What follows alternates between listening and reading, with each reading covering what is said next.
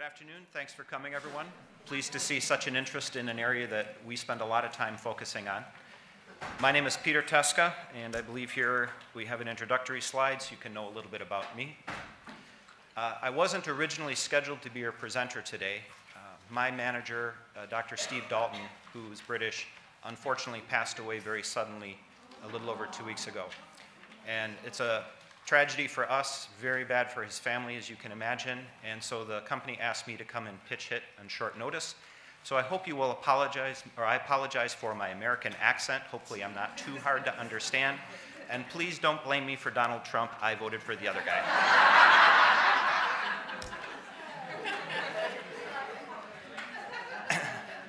I spend a lot of time thinking about pathogens, how they move around, how they get inside people, how they cause infection. So I'm going to talk to you about some areas that I find interesting, and hopefully you will find them interesting too, and that you'll take away some additional thinking that maybe you hadn't considered before.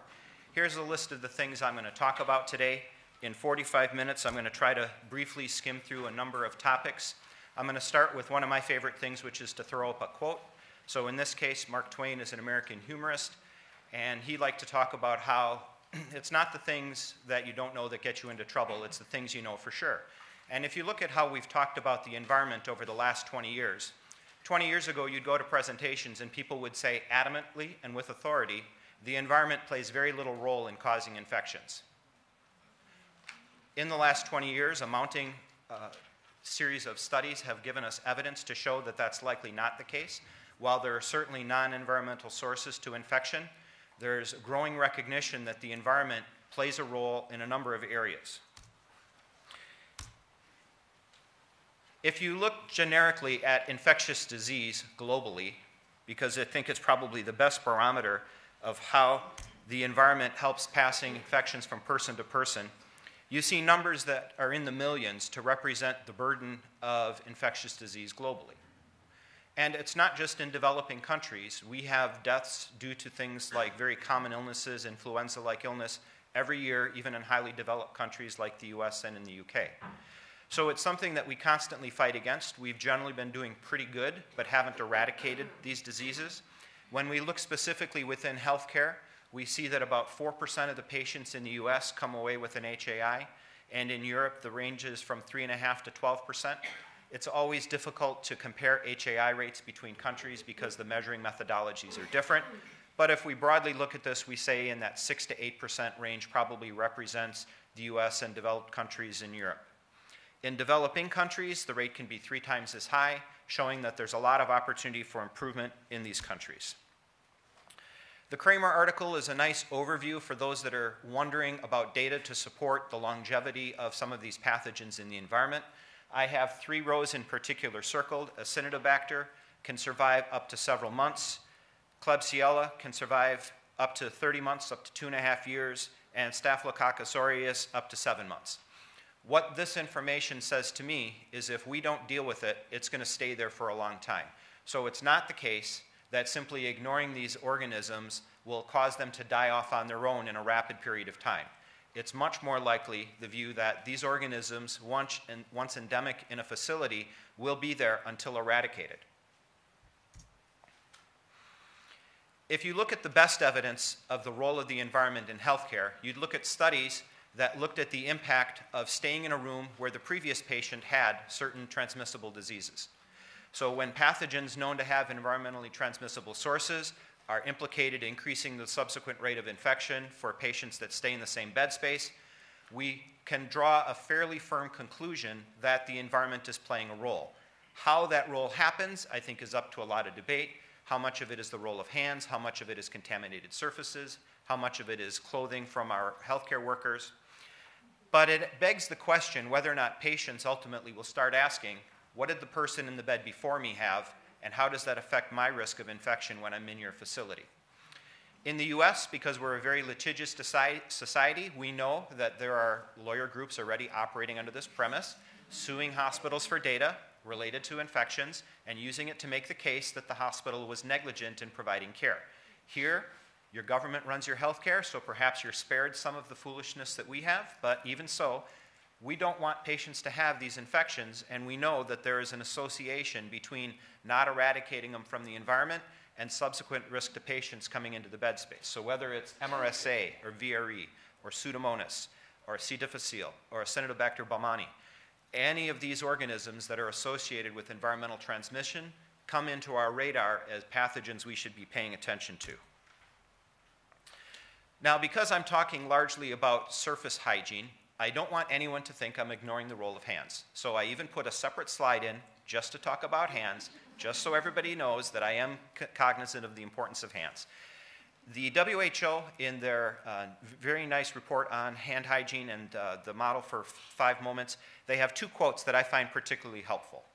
The first one in orange: during daily practice, healthcare workers' hands typically touch a continuous sequence of surfaces and substances, including inanimate objects, patient's intact or non-intact skin, mucous membranes, food waste, body fluids, and the healthcare worker's own body.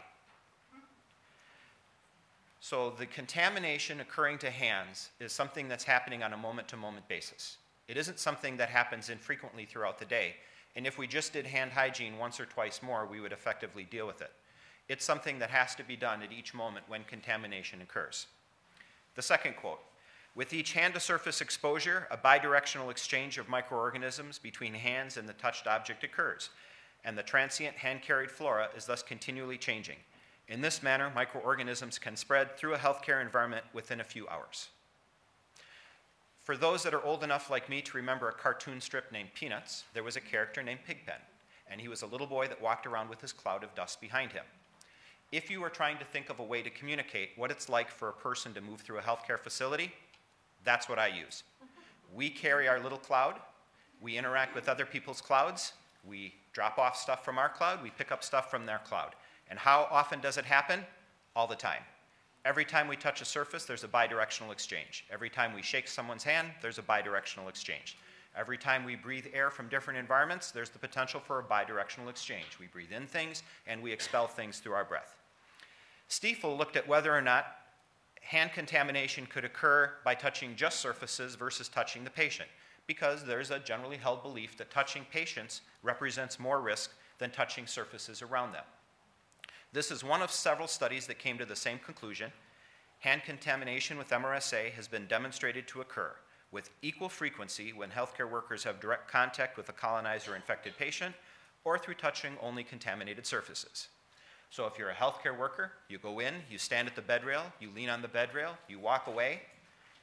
Statistically, the risk of coming away with MRSA on your hands if that patient was colonized or infected is the same as if you did something like take their blood pressure or feel their pulse where you had direct skin contact. This is one of several studies to show this, so to me it's not an outlier. No one study is necessarily definitive proof, but it is indicative of the direction. Our healthcare workers are generally of the opinion that if they don't have direct patient contact, the risk is less of transmitting organisms to some other space. But what the science shows us is that that's a point of view that's not supported by studies that have been done. Whether it's the Stiefel study or the Bala study, several have shown the same thing. In that vein, I want to talk a little bit about floors. Now, I'll preface this with saying I don't think floors represent the same risk as high-touch surfaces. But if you ask people, do floors represent any risk, often you will hear, no, they don't represent any risk. So I'd like to share with you a few studies that take issue with that point of view. Let's start with a nice review article done by We, which looked at the biomechanics of motion. I'm a person, I'm walking down a hallway. Physiologically, what's happening? Well, if you think of how a ship moves through water, that's what happens for my torso moving down the hallway.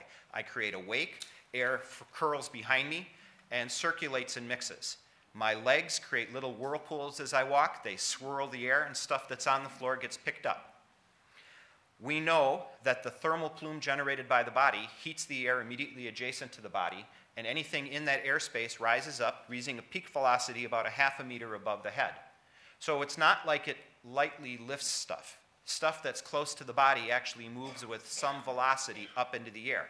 If it comes up near my mouth or my nose, it enters into my breathing space and I can inhale it. If I'm walking through it and I'm getting stuff impinging on my clothing, I'm potentially picking up contaminants. And as I walk along and I pull my cloud behind me and I come up to the bed space and stop, The cloud doesn't stop. It comes and washes over the bed space in front of me. Now, you might say, okay, that's an interesting theory, but is there any evidence that it actually affects infections? Hold that thought. I'm going to get to it in just a bit. In addition to this, they looked at whether or not there's evidence of droplet-to-droplet transmission through activities such as talking. They even look at singing. So it's nice that a healthcare worker might want to sing to a patient to help comfort them. I'm all for that, by the way. But we should recognize that when we do that, we run the risk of expelling small droplets of saliva, which can carry any pathogens that are in our mouths or in the nasal cavities. So as a result, we just need to be aware. You sometimes see people walking around with masks on, and it's probably good that they do that to help prevent them spewing stuff on us, but we should just remember we're spewing stuff back. One of the experiments they talk about here was they just had people stand a few feet apart with a piece of paper in between and talk to each other. Does the paper get wet? Yes, it does. So we need to be aware that unconsciously we are moving bugs around. Most of the time, the evidence would say it doesn't really represent a significant risk and doesn't result in infection. But as we try to frame out the overall risk of how pathogens are disseminated within our facilities, this is clearly one of the areas. Okay, the Teeter study. This is a new study from Johns Hopkins last year, 2017, yep. What I like about this study is it asks the question, does it matter how many times the door to the operating room opens during a surgery? And the answer is yes. By a show of hands, how many people track this in their facilities and have programs actively to reduce the number of times the doors are open? Okay, didn't think so. But the people at Hopkins said, you know, we've done a risk assessment of what's contributing to our SSI rate, and we don't really understand the role of air in the field around the sterile area for the surgery. We don't understand whether or not things like opening doors are affecting the air sterility, the air quality. So they did a very simple sampling exercise, and what they found was air particulates increased 13% anytime one of the doors opened. Okay, well, if the doors don't open very often, maybe that's not a big deal. If you read down a few more lines here, you're going to see on average, one door was opened at least 13.4 times per hour of surgery. So we know, based on this initial work, that the particulates jump from about 9,200 to 14,000. I think this is per CFU, per cubic meter of air sampled. While it wasn't statistical, the number sure implies that there's more risk associated with it. It's a good paper, read into it, learn about things like the particle size of the things being picked up. But what I like to get to, because I deal with a lot of infection prevention issues, why did people open the door? 30% of the time, there was equipment that they needed that they didn't have in the OR at the start of the surgery. So if I'm an infection preventionist for a facility, I do a little audit, and I find that some significant amount of time, the equipment isn't in the OR, and this is causing us to open the door during a surgery. I might think about a program to try to check to have all the necessary equipment in at the start of the surgical case. If that alone had an impact on the SSI rate, it seems like a very simple thing for me to try to do to help lower SSI risk. Circulating nurses were the most common to open doors. Status updates 11% of the time, 10% of the time people scrubbing in and out. So if I had an electronics communication system for the surgical staff so that no one had to open the door to talk to them, I could eliminate another 10% of the door openings. So to me, as a person that works in environmental hygiene, this is an interesting look at how you might go about affecting SSI rates in a less direct route. Because of course we're concerned about surgical technique, what happens in the surgical field. But other things like this are contributing risk. And how much risk they represent for your particular facility, I think is an open question. But is it a risk? I think the likely answer to that is yes. If the particulates come from the floor, then the floor hygiene itself could have a relationship to SSI rates. So now we need to understand whether or not particles from the floor can get up to the surgical field. Before we get to information on that, let me start with the Galvin study, which found that people who are going in for surgery get put into a holding area and they get little disposable booties while they're waiting. Most people do this, yes? Okay. Well, they asked the question, how contaminated do these booties get as they walk around waiting for their surgery? After 5 minutes of walking in the cube, shoe covers had 226 CFUs per square centimeter. After going to the bathroom, over 8,000. Are we concerned about the hygiene of the floor in the pre-surgical area, in the holding area? Yes. Do we make a point of making sure that it's disinfected regularly throughout the day? Sometimes. But you would say, well, okay, it's on the floor. How does it get up to the bed? Well, the patient climbs into bed with the shoe covers on. There is a transfer rate they estimated between 0.5% and 6% of the bacteria on the shoe covers get put onto the sheets. And now it's in the area by the patient. So now the patient's in the bed for a period of time. They go in for their procedure. Meanwhile, whatever the bugs are that they've picked up that are in the bed space are moving around. The Kogani study, which comes from Donsky's lab, asked a question about whether or not they could show through the use of a non-pathogenic virus, a bacteriophage, that organisms could move from room to room. So they took a few rooms, they took a 30-centimeter square area on the floor, and they put this phage on it. And then they went away. And they came back in 24 hours, and 48 hours, and 72 hours, and they tested to see where they could find the phage. In the same room where they seated it, multiple high-touch surfaces were contaminated within 24 hours. So whatever the biomechanics are of the dissemination, it happens rapidly, within 24 hours. It was also found in adjacent rooms that hadn't been seated and at the nurse's station. So again, one study doesn't necessarily prove anything beyond a reasonable doubt, so to speak, but it is further evidence that bugs that are on the floor in one patient room not only can transfer up to high-touch surfaces, but they can be carried around to other patient rooms and to the nurse's station, where they can be carried anywhere in the hospital. And if we go back to the WHO quote about the bidirectional exchange and this continuous exchange of organisms, allowing them to move around the hospital within a day, it is easy to see how mechanisms such as this might be elucidated, which explain to us how this is happening and how concerned we should be about environmental hygiene. There is no such thing as free money when it comes to dealing with risk. We have to assess this risk related to all the others that we're managing. But I would suggest that this mounting evidence and other studies that I don't have time to show you today are showing us that there is some link between floors and this potential risk of pathogen dissemination, and thus it's something we should be aware of. Okay, let's move on to the next group, which is the Cohen and Husledge study. Here, the authors asked the question, how many people go into a patient room a day? Now, you should know in the US, something like 80 to 85% of the patient rooms are single patient rooms, right? So they have their own dedicated room with their own ensuite toilet. They're not sharing the facility with people. So they just simply paid an observer to look at how many people came into the room. If you had asked me, I was very surprised by the data, but here's what the study showed. Average of 5.5 people in the room per hour during waking hours, which is roughly 15 hours of the day. Number of different people entering the room, 3.5. Number of people during waking hours, 15 hours times 5.5 is 82 people a day. So 82 people a day, minimum of a few hand hygiene opportunities per person. When they looked at who's walking into the room, it was just under half were the nursing staff, or said the other way, more than half the people aren't the nurses providing immediate care to the patient. They are visitors or other medical staff or non-clinical staff. But a lot of people are potentially coming into the rooms.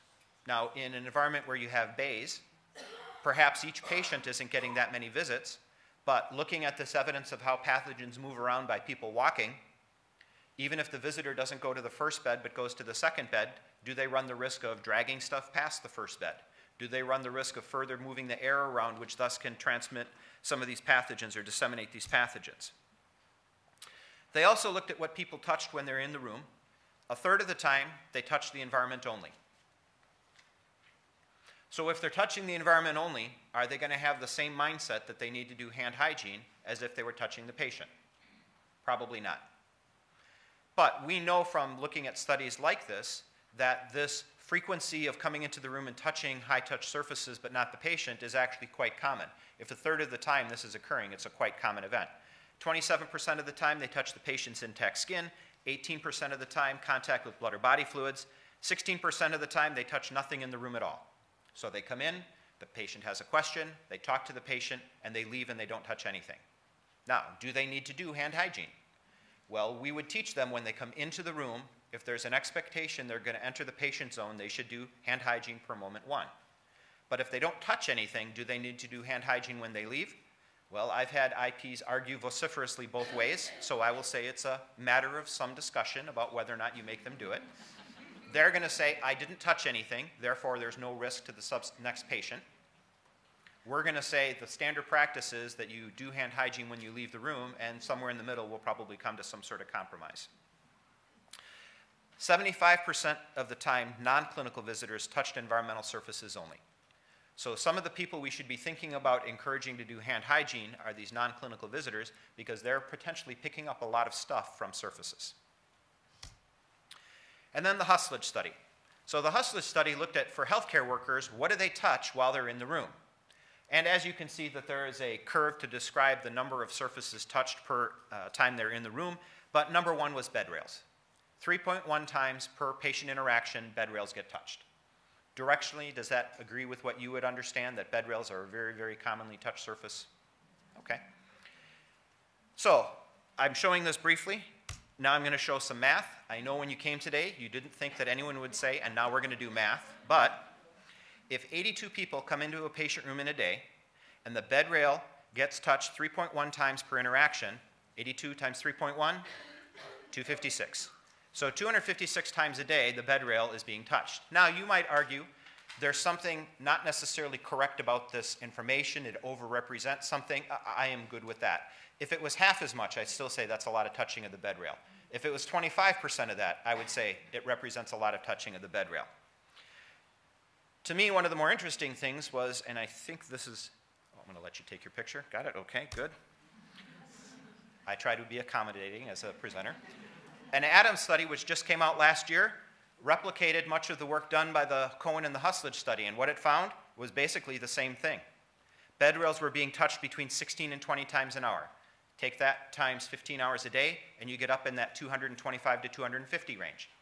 So two separate studies done at different facilities. Now, admittedly, single patient rooms have a different profile associated with contact than multi-patient bays. And I haven't seen one of these studies done for multi-patient bays, so I think it would be good to have it.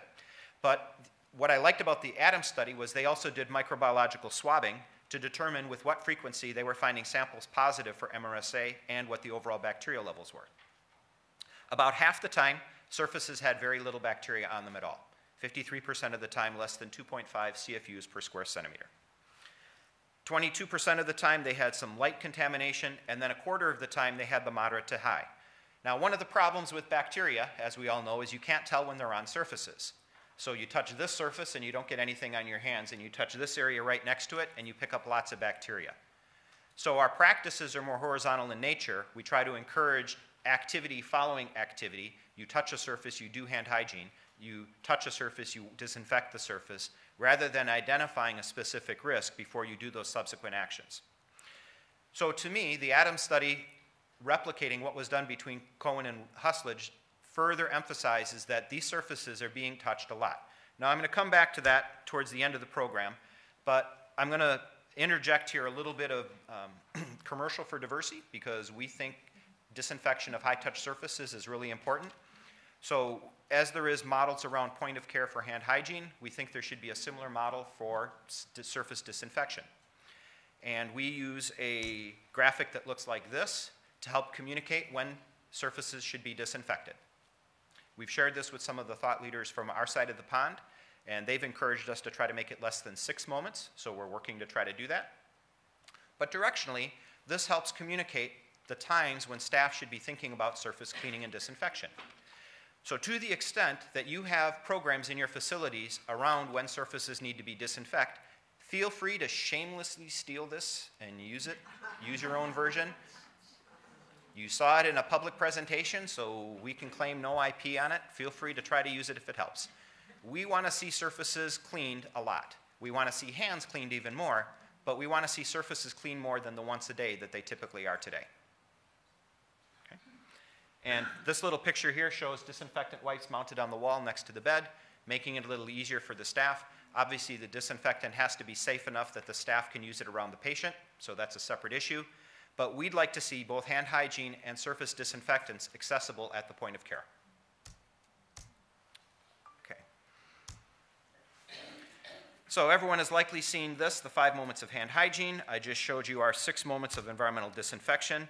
There is a 4 moments of patient hand hygiene that was proposed by Donsky's group, but somehow the slide got dropped out of the deck, so my apologies for that. I like to show all 3 in combination. How disinfectants are being evaluated. Rotala did a paper in 2014 talking about what the ideal properties of a disinfectant were. Right? Like, is there anything wrong with just using bleach? Because bleach has some big strengths, especially its broad spectrum and relatively rapid efficacy, but it also has some limitations. And as our understanding of the needs of disinfection in the environment of care are evolving, so are our expectations of what the disinfectants do. So he has listed 14 properties in no particular order that I can see. I have taken the liberty of grouping them into 3 categories: properties related to efficacy, properties related to safety, and properties related to convenience of use. And as we talk about disinfectant performance with our customers, we talk about customer needs in these 3 large baskets. Because how important some of these needs are helps dictate what type of technology you should use for disinfection.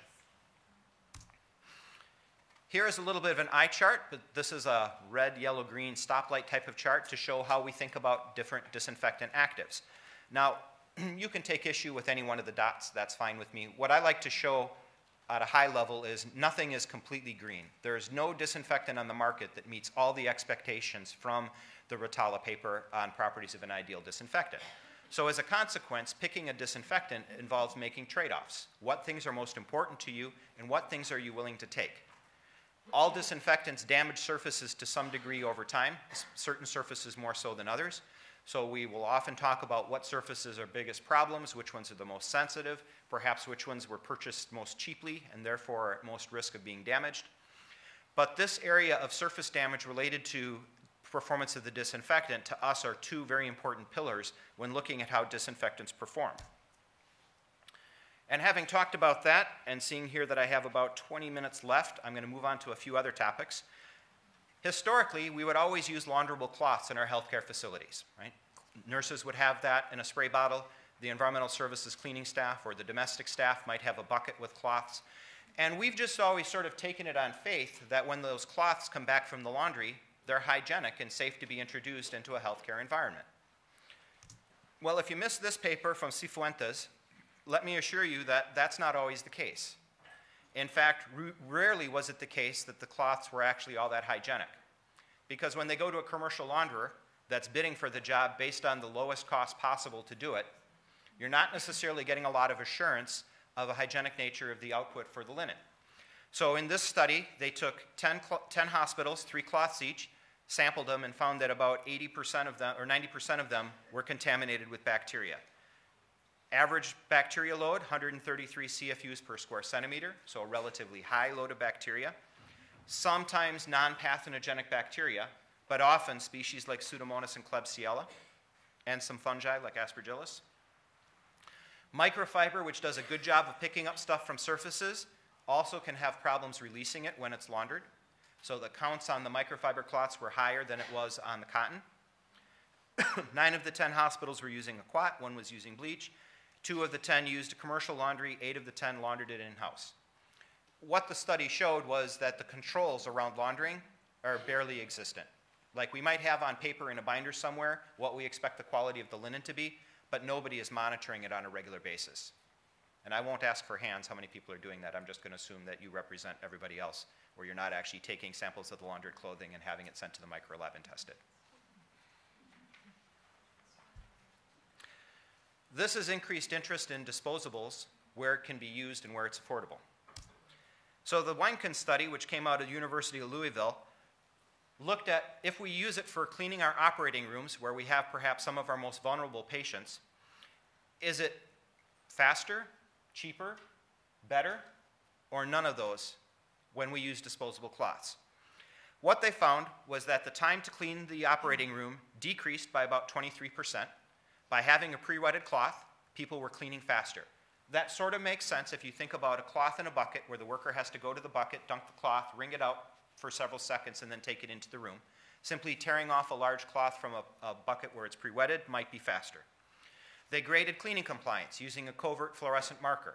What they found on balance, people were cleaning more of the surfaces. If you give the workers more time to do cleaning, they spend more of their time cleaning and less of their time doing other things like wringing out cloths. So the compliance was higher. Based on the labor rate, they calculated that they would save $39 a day US dollars per full-time employee when using pre-wetted wipes.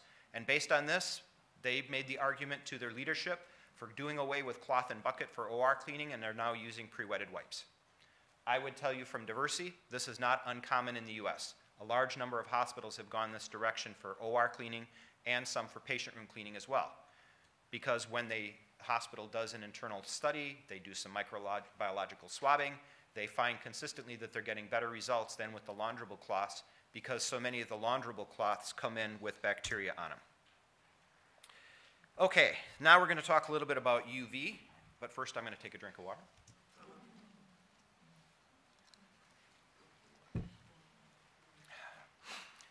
This was a large study done in the US, 9-hospital study over a little more than 2 years. They wanted to see what the impact was of using UV devices on patient discharge. And what they found on balance was that if you were cleaning your rooms on a daily basis with quat disinfectants, the infection rate for target organisms dropped from 51.3 to 33.9 when you were using UV on discharge.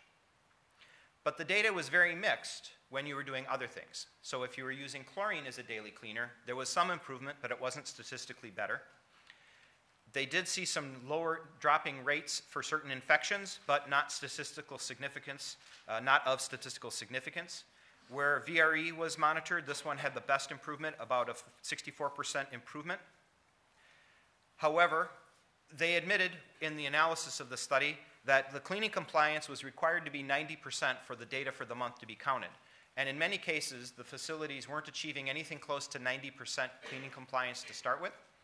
So it is possible that a large amount of the improvement would have been just related to getting the cleaning compliance up. So they got the cleaning compliance up for baseline, was required to have cleaning compliance at a certain level, then they went and added UV. And they didn't look at the step of whatever the cleaning compliance was to the baseline, they just looked at from baseline to the intervention. So it is disappointing when you do a very large study and you don't get very clear, convincing evidence of an improvement. I would say, based on Diversey's experience with this, that there is a likelihood of improvement of certain pathogen infection rates. However, there are a number of facilities that aren't seeing much improvement, and they're the ones that are seeing cleaning compliance rates consistently in the 90s, high hand hygiene compliance rates, and often low numbers of certain types of infections, like they might have low C. diff rates, things like that. So I think UV does have its place and it can help improve rates, but I don't think the evidence is conclusive that it will always significantly improve rates. I think it's more mixed. And I often get asked, towards the end of presentations, for me to list what I think my recommendations are, from Diversey's perspective, around environmental hygiene. So to save someone from asking me that question, I put together this slide, which lists the things that we use as sort of points of reference in having discussions about how to improve environmental hygiene.